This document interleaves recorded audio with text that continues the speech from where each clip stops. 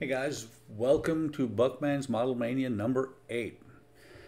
In this one I'm going to show you where I'm at on the USS Voyager. I actually started this model before I started doing videos, so we're going to do a in-progress startup video just to show you where I'm at. Right now what you see on the bench is my nacelles. They are, the nacelles are lit. The front, the Bizarre collectors are lit in red.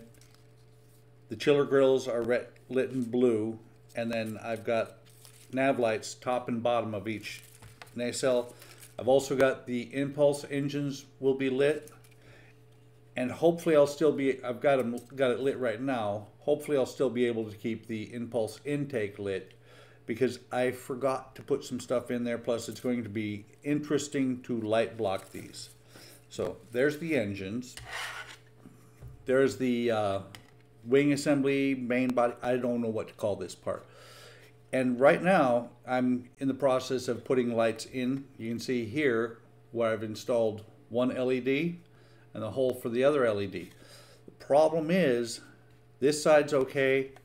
This side, after a lot of work, you can see a pretty good gap still there.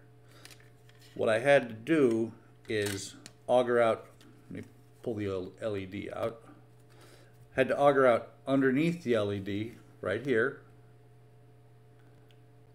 I'm not getting a good focus on here. Hang on guys, let me switch cameras.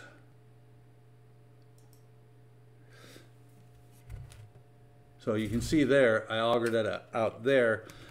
And you got to be really careful when you're doing something like that because you do not want to run through the other side. So I also have done some work here to fit the LED in. The LED should get really close to fitting. I haven't done anything except for with a Dremel so far, and that has gotten me to close this up.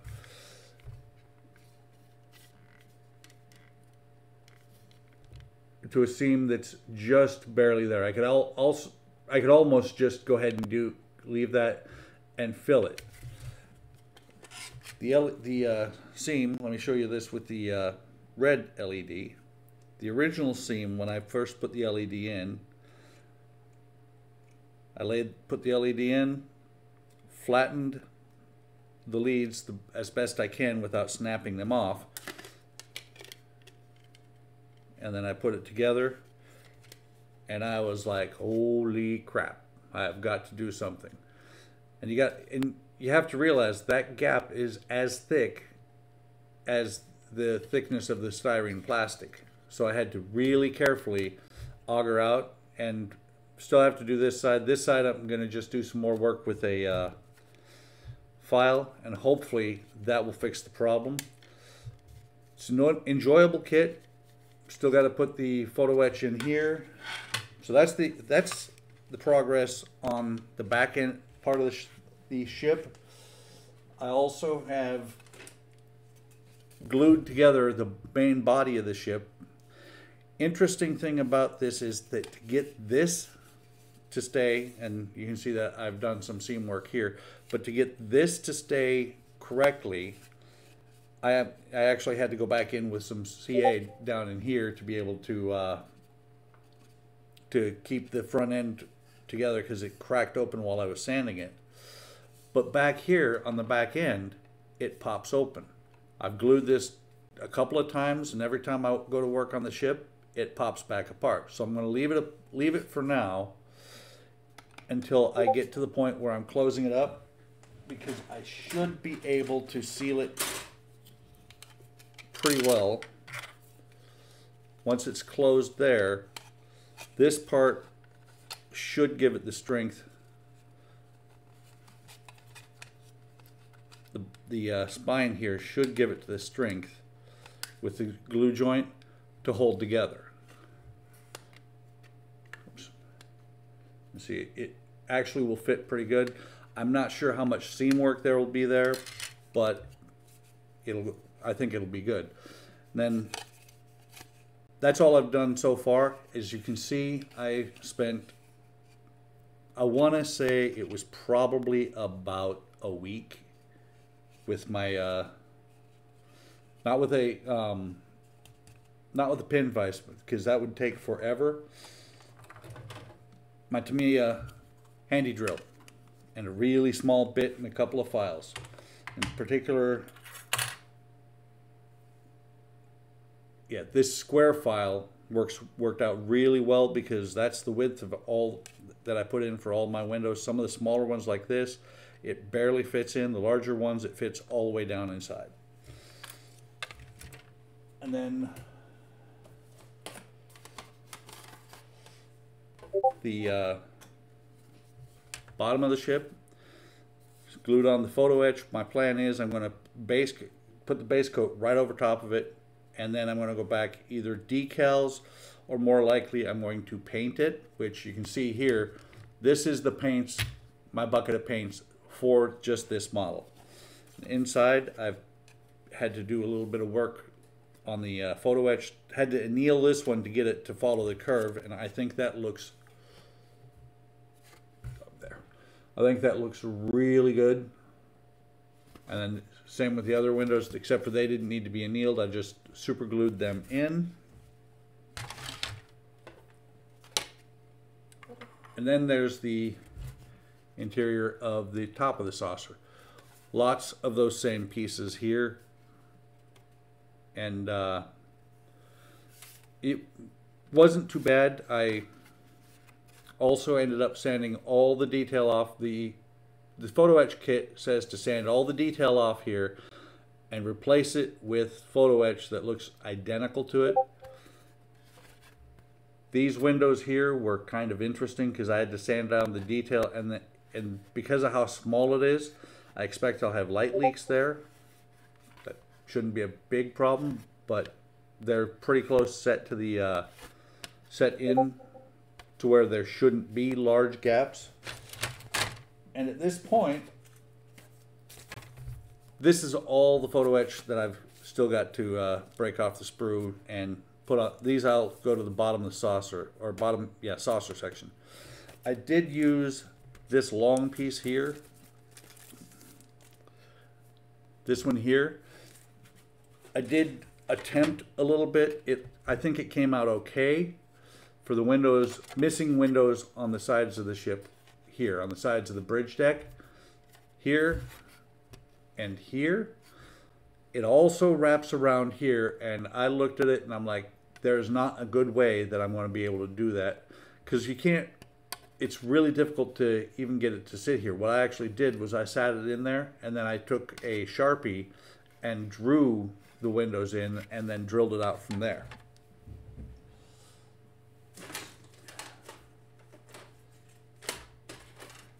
Also have one other thing, actually a couple of things. I've got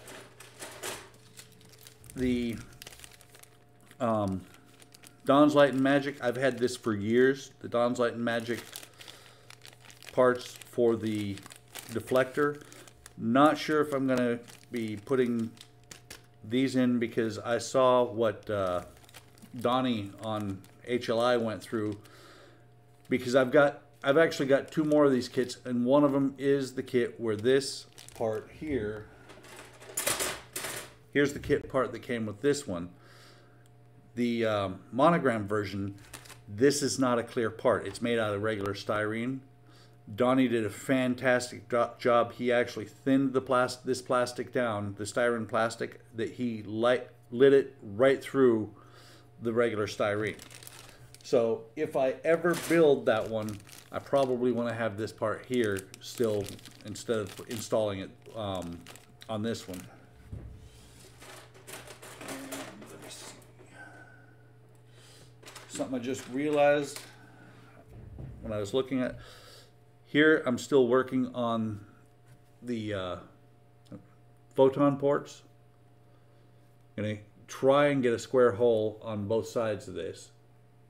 Right now, that one on the left-hand side looks good, but it could be a little bit better. The one on the right-hand side is just started, and I've done the same thing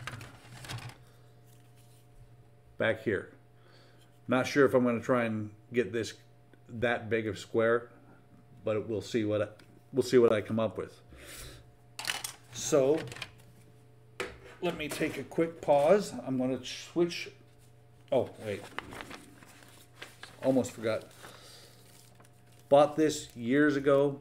What it is it's little boxes, and it works perfect if you're not using the glass parts. It's little boxes of photos that you can put in behind the windows to make it look occupied. The only problem that that's going to cause is if I do my base coat and my painting after I seal it, those are going to collect paint, and all I'm going to have is white blobs. It'll block all my lights. So I was thinking about putting it all the way together and then painting it, but because I've never done it that way, I'm going to paint it first. I'm going to paint it before I put it in or put it together, and then I'm going to do a little bit of seam work. That's one of the things I love about with this model too, is that the way the seams are, when you put the saucer together, the seams, for the most part, are hidden under the bottom of the ship. And unless somebody's picking it up and looking at it, which I doubt they will be with it being lit, these seams should pretty much disappear. Of course, it's not playing nice right now. Okay. Yeah, these seams, once I glue it together, should pretty much disappear, and if they don't, it's just going to take a little bit of putty and sanding in there, or maybe just some super glue and then sand it down. And then the rest of the seams up here, those are all hidden, will all be hidden because these parts actually insert from the back side. So let me pause here, switch cameras, and we'll go over to the over to where I do my soldering and show you soldering and my lighting, and show you a couple of interesting things I've discovered, plus discovered about the lighting, the way I did the lighting in the nacelles, plus show that the lights in the nacelles are actually working really well. Okay guys, we are over on my soldering bench, and I'm going to do a little bit of soldering because I've had somebody ask me to, do a little bit of demonstration. Plus, we have a person that is just getting into lighting his kits, so we need to make sure that he's got an opportunity to see how this works as well. So, I have an all-in-one soldering station, and so I heat up my gun, or my soldering iron, at just about as hot as it will go to make sure that the solder melts really quick and sinks down in. One of the things that one of the tools I picked up in the recent past that I just love is this little thing. What it does, and I'm sorry if I get off camera guys, I don't have a screen over here. What it does is it does the perfect twist on your solder, on your leads for like resistors or wire. What you do is 2 holes in here. Is you take the longer leg right now, because I'm doing the LED or the resistor. You slide it in the hole, in the middle hole, and then there's a hole on top. I don't know if you can see that little gap. That's where the wire will actually, you'll be able to see the wire. You slide it in. Actually, oh my God, that's right. You slide that in here, and if it won't go down for the inside, you just pull it up out of the track so that you can get it as far in as you can, or as you need it. And with resistors, I tend to put them as close as I can. You got to remember though, the curl is going towards the LED, so you got to have a little bit of leg out here so that you can still fold your resistor back over. And then all you do is you just twist this around, and as you twist it, it pulls it, and it does a fantastic coil like that. I cannot get a coil like that by hand. Pop that into your, well, before I do that, I don't always use flux, but I'm going to be good this time. Dip that in a little bit into your flux. That's way too much flux, but that's okay.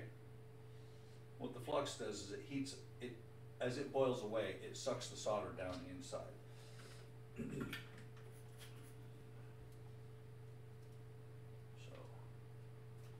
take that, touch the soldering iron to the wire, or to the lead, not to the solder. It's not pulling down inside. Hang on. There we go. That should be good. Here's what's going to be funny is I didn't think to test these LEDs before I soldered, so we may find out that I have bad LEDs. Like I said, turn this down so I don't burn out my tip on my soldering iron. I've done that many times. I hate having to replace that thing all the time. But like I said, this station that I have, it has a multimeter in it. It has power. It's got a soldering iron in it. It is really a pretty helpful little station. Actually, let me leave the power up. I'll just turn the soldering iron off.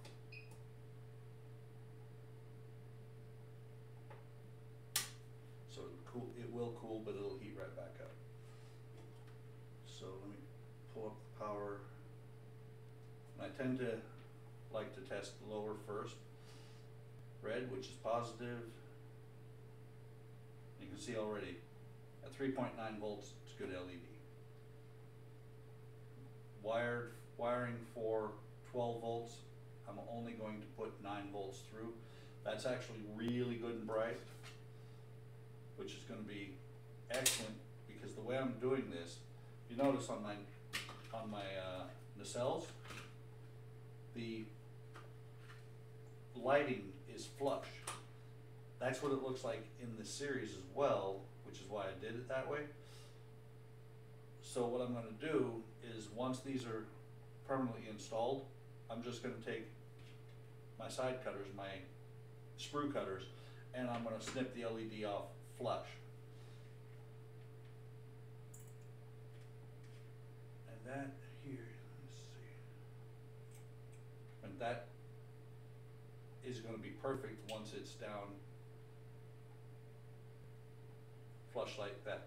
Even at 9 volts, it is probably higher than it would be in real life, but we always do end up with that. I may resistor it a little bit further to drop the power a little bit more. And then with this like that, fold it back over, like I said, making sure your leg on the LED is long enough to be able to fold the LED back in. Then I take some magnet wire, and I do the exact same thing.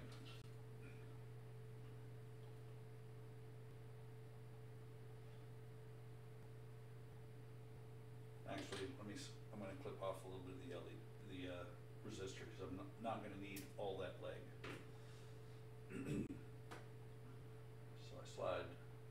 So I'm going to slide the wire in first. And I always use about 6 or so inches when I'm wiring. And these two rolls, the red and the green, have lasted me probably 5 years. So it's not that bad, not bad to use extra wire. So like I said, I can see it, not sure if you can see it, where the red wire is coming out there. And you notice I haven't burnt off the insulation because I don't need to. This magnet wire, when you solder it, it melts the wire, the solder or the insulation right off. Slide the resistor in there, the leg of the resistor in there, and again, just give it a spin, and that is a beautiful wrap.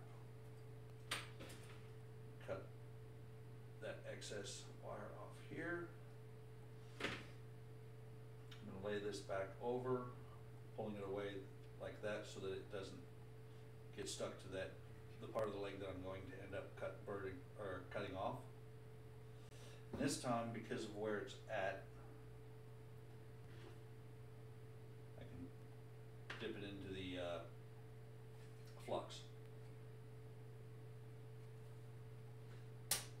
Turn the soldering iron back on, let it heat back up. Shouldn't take very long.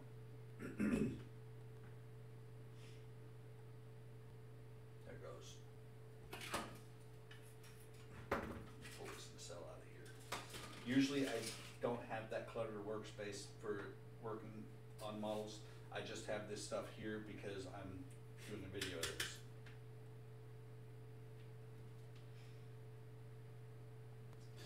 By the way, I also highly suggest you get a brass cleaner for your soldering iron. It cleans the tip a lot better, and I've actually, using other means, have actually burnt through the tip of the soldering iron before.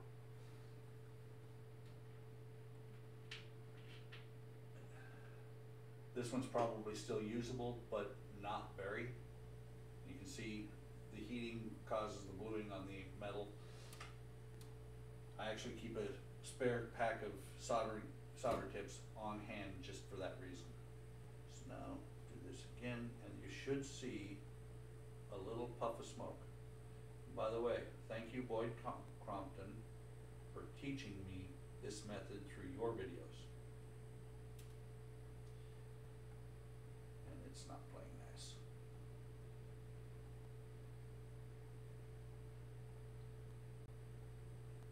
This is how Boyd would always, or used to, I don't know if he still does, but he would, okay, it's not playing nice. It's because my tip is a little bit older. See if I can get a bob of solder on the tip. Not. Don't try this at home, guys.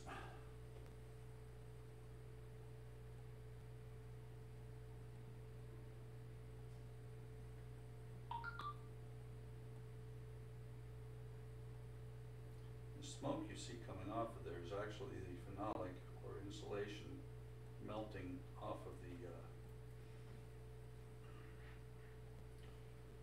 the wire.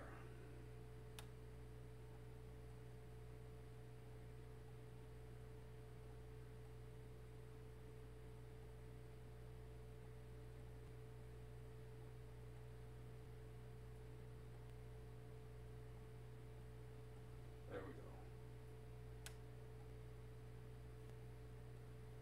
See how it slides a little bit, but now when I let it be, should be good. It is good connection, and I always check before I turn off the soldering iron to make sure. This time I'm going to burn the insulation off the one end. I'm just double checking to make sure that the LED is still good, and I've got good connection. And you can see there that yes, I do.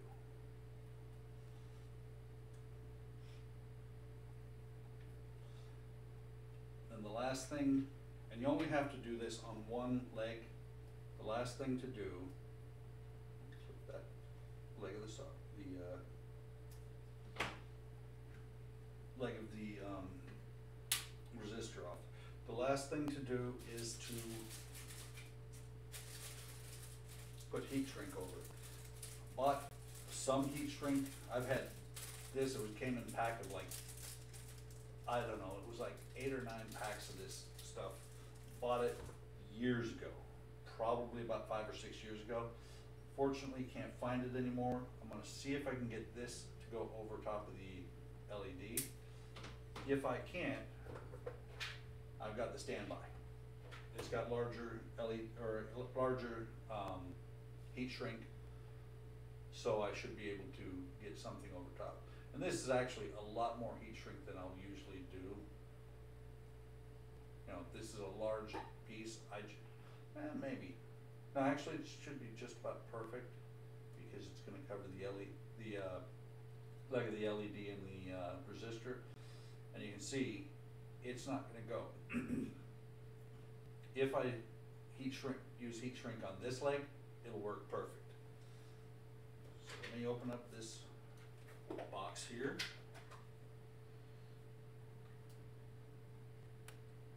That should be about the right size. Like I said, you want one that's just going to go over the resistor and then will shrink down and hold it. And if you look, this is probably about, it's just over twice what we need. So what I'm going to do is I'm going to take it, I'm going to cut it roughly in half. I'm going to put that half back in the box.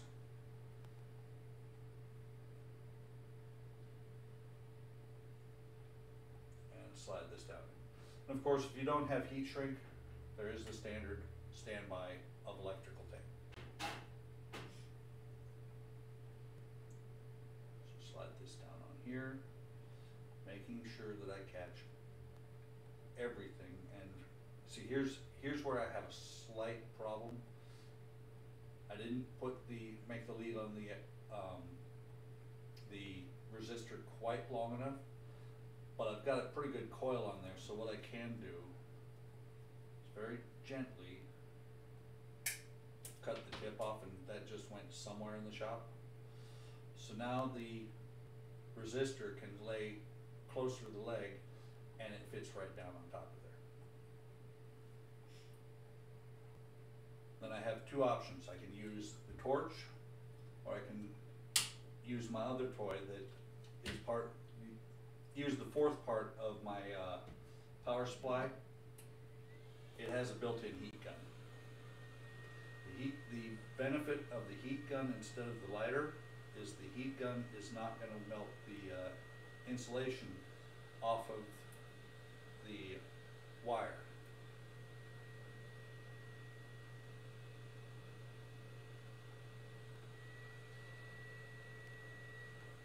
And then just put that back. It actually has a sensor in there that tells it when the gun itself is back on the stand. And so right now it's still blowing, but it's cooling down. And that's a really good leg on there. It's going to go ahead and do the other side. Let me see. I think I have it. Let me double check something. So I'm not positive where my little tin of, I've got a little package of stuff to re-tin the soldering iron, which is what I should do right now, but I don't have it handy. So I'm going to turn the soldering iron back on. And the wine from the heat gun will go away in a minute when it cools down. So do another, and there you go. Do another about 6 inches, this time in green. I brought a second LED or resistor over because I'm going to do the red one later. And then just do the exact same thing. Except for this time I'm going to trim the lead on the LED just a little bit more. That's going to be plenty. That right there is going to be plenty to be able to get a good connection on. Hopefully the soldering iron will play nice this time.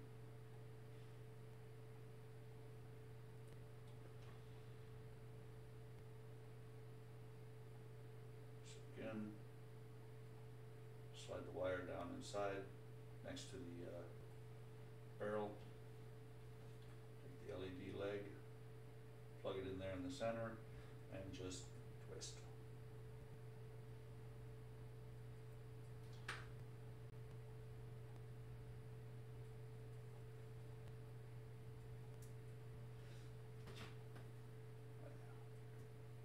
Almost forgot. And with the LED legs both already bent, it's a little bit difficult to dip it into the without dipping the other leg.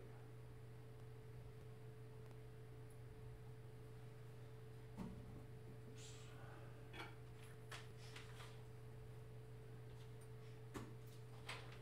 Let's see if I can get this to accept.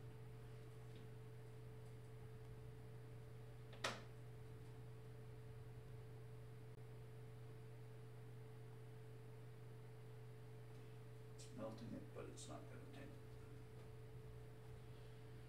So I'll just lay it on there.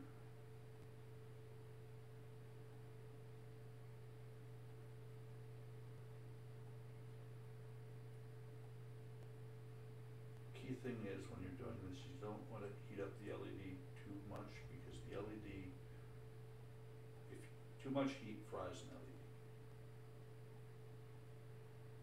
Knock that off. Actually perfect. You grab the hole of soldering iron.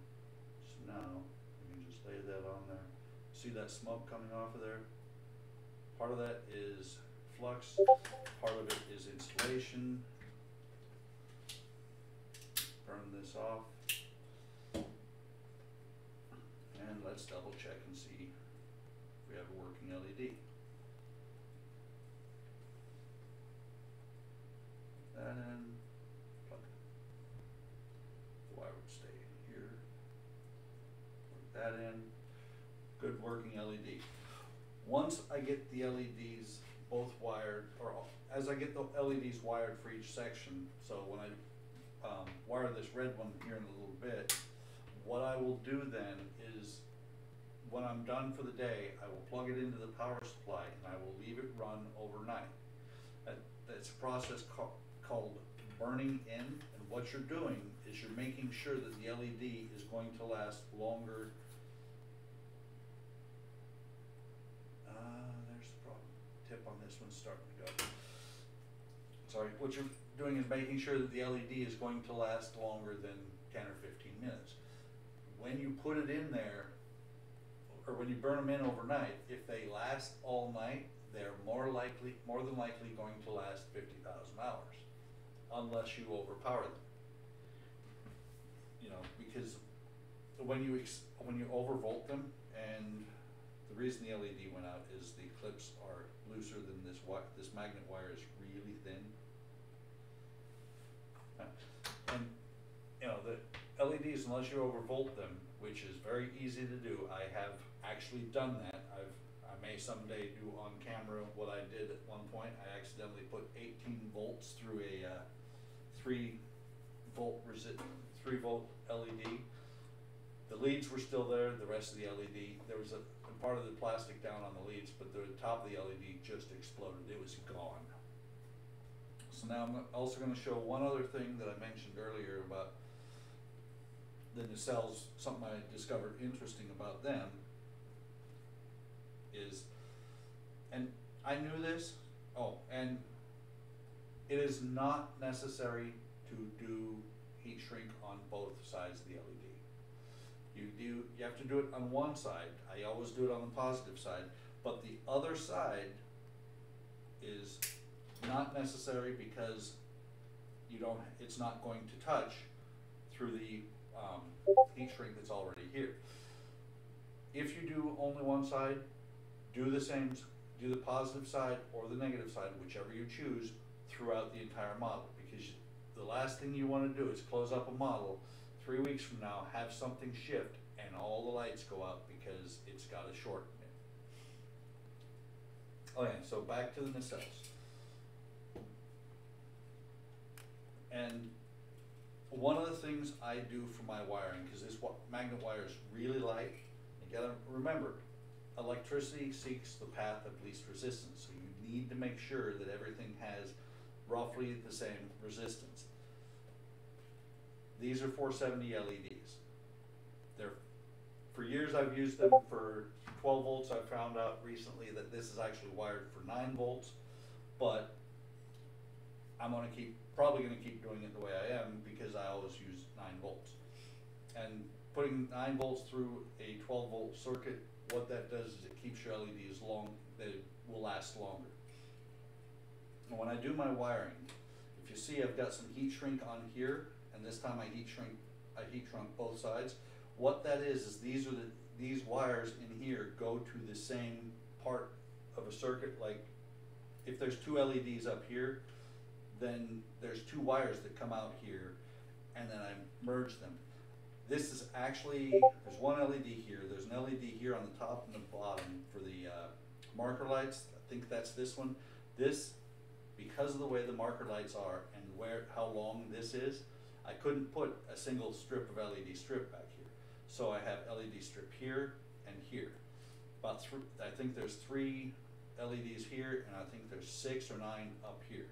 So I merged those circuits right here. And the other day when I was testing this out, because I haven't worked on the Voyager for a while, when I was testing the lights, make sure they were working, I discovered something really interesting, and I'll show it to you guys in a second. First, what I want to do is show you what the lights look like in the rest of the model. And I don't have to, but what I always do when I'm testing is I will first turn my power down. Right now I've got it turned down to 1.7 volts. I know these are resistor, I checked them the other day. And nothing right now it comes on. I know they're resistor, they're good up to 12 volts, but this is just to show you how I do it. So I'll slowly power it up, and you can see the glow starting up here in the front, in the buzzard collectors. And there's what it's going to be at for the model. You know, that's 9.5, that's actually higher, and I can go, and it does, if you look, the intensity at 12 volts versus 9 volts is not that big a deal, but it's going to extend the life of the LEDs by quite a bit. So that's the buzzard collectors.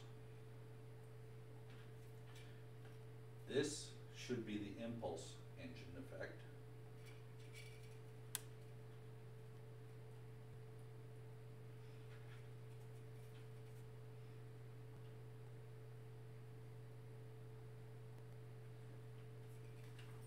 Again, like I said, I've got it down to 0, and I'm bringing it up. And see, these are red LEDs, and so they came up really, really quick. And what I did, and you can see both in the front and the back, there's lighting. What I did is there's an LED in here, facing, I believe it was facing the back. The residual light that comes out of the back of the LED is lighting the intake. And to get it to not look like an LED, I just drop some hot glue in there and hot glue in there. So let me bring it up. And with red LEDs, you are very careful, because red LEDs hate everything. They run at a lower voltage, and so they tend to burn out really quick. But I love that effect, the way it comes out. And Donnie, I love the fact that you did this on yours, because when I saw it, I was like, I got to do that.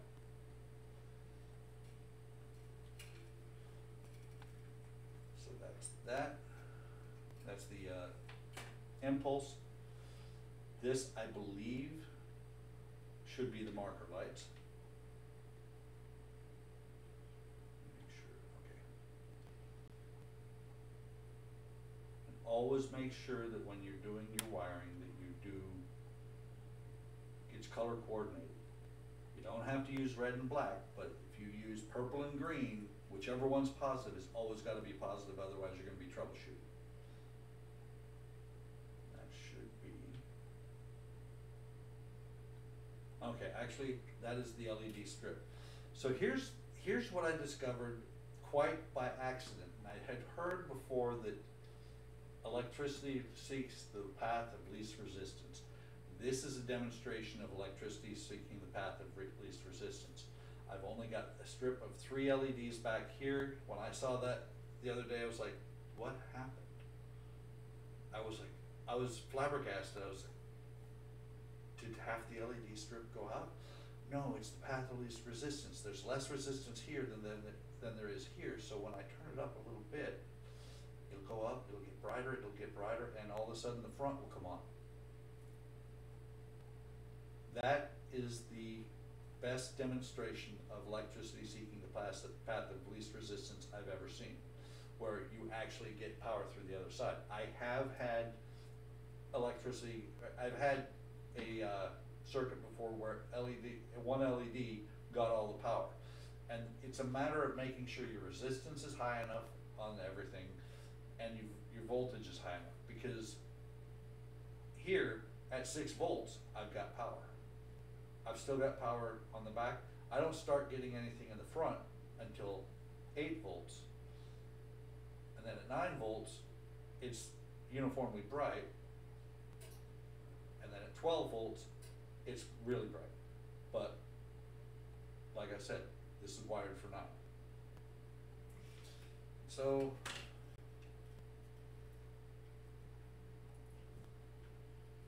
one more to test, and then we'll call it a video.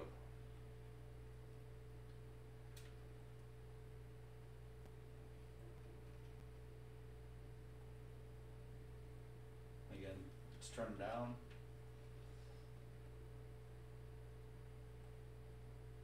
And see at 2 volts, my marker lights come on. And I love the effect. Let me turn this off. You can see just the top. Hopefully you can. Let me turn it up. When we turn it up to 9, just that bare nub. I mean, it's not even sticking out. I put my finger across it, and that's a hole. But just the bare piece of the LED sticking out there is enough to light it. And I just realized, let me see. The only time you'll ever see this is if you're looking dead on the side. I just realized this one is further back than this one. It's sealed up. There's nothing I can do. On the other side, on the red, it looks like they are perfect. And this was probably a matter of, the way I did this was, I drilled this hole first, held it together, stuck the drill through, and drilled the other side, or put a mark to start the other side. The drill was probably just off or something. And like I said, unless you really look, you're not going to see that. What I'll probably do is when I display the model, I'll just put this one in the back. Modeling, not 90%, but a good portion of modeling is knowing how to hide your mistakes. So I still have to, in future videos, I'll be not light blocking, I'll be masking all of these areas so that I can paint the model. The plan is I'm going to paint, I'm going to call it the wing, back here at the back of the ship. I'm going to build this, the wing, and then the cells as an assembly. I'm going to paint that. I'm going to build the, I guess you'd call it the engineering hull, the main body of the ship. I'm going to finish that, paint it.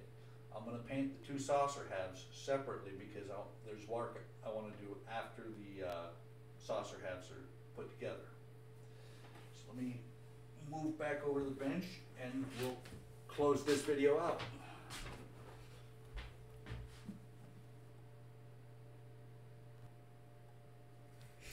Okay guys, that's it.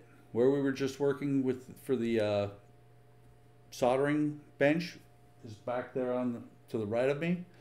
As you can see, I've got a lot going on in the shop here. I've still got to fix the black pearl here that is damaged from moving. The Ecto 1 looks like it's going to go on hold because I don't think that that Eagle Moss is shipping. There was a pending charge and it's been reversed, so I'd expect that they don't have stock to send, unfortunately. X-Wing, I should be getting stuff for that next week. Still got a whole bunch for the Terminator. Got one on its way. It should be here Monday or Tuesday. So a lot going on, a lot going to continue to go on. Thanks again for stopping by. Stop by HobbyLink International. Visit the site over there. A lot going on there all the time. And have a great afternoon. I'll talk to you later.